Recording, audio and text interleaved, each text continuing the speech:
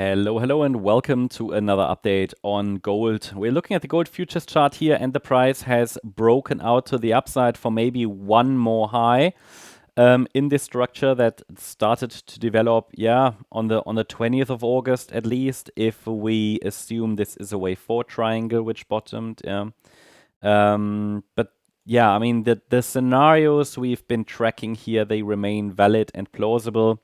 That one more high is not necessarily a surprise. You might remember in the last video I highlighted to you, it was Monday? Yeah? No, weekend. I explained to you that this move, this sideways move here, rather looks like a wave 4 consolidation, so I cannot rule out another high. And it would take now a break below this red line at $3,650 to indicate a top of sorts is in place. That pullback is due. It's due. And but we need some kind of a signal that it started, right? I mean, for now, the trend is still up. You don't not necessarily want to guess that a top is in when the trend is still rolling and running, or you get rolled over by the momentum, especially when you have an aggressive rally like this. But basically, we're still tracking these two scenarios. This can still be a high B wave, believe it or not. It's very high, I know that, but technically speaking, B waves can easily overshoot above the previous high, in this case the April high, which formed at around $3,596.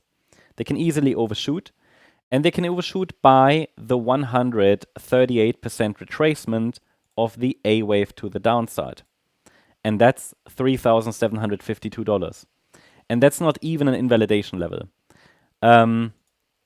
So from that point of view, it can be a B wave. If the next move down is a 5-wave move, then that's our C wave. But I will observe closely this Fibonacci support area here first for the orange scenario. Due to the extent of the move to the upside and the impulsive nature of it, it could very well be that we get another 1-2 setup here and then extend higher like that.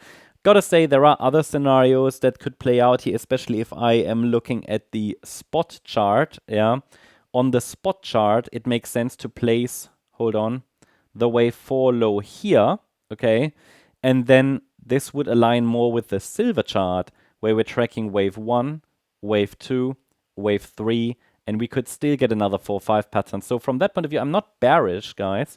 Both of these scenarios are bullish. I'm not necessarily showing you all of these scenarios because at the moment the trend is up anyway, right? We haven't got a top in place anyway. And if we get a wave 4 pullback internally here, then this should also hold above 3,432. So from that point of view, I think it's important to understand that we are currently still in a local uptrend.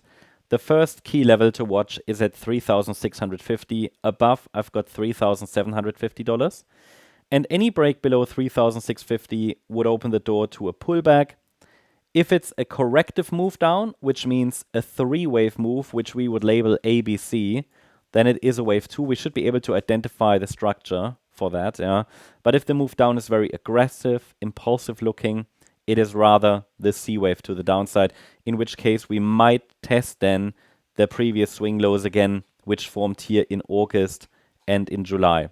Yeah, that's the update on gold. I hope you liked the update. If you did, please hit the like button, leave a comment, and subscribe. And if you're interested in additional updates in, about gold, silver, but also some stocks and the S&P 500, make sure that you follow us. Follow our stocks membership.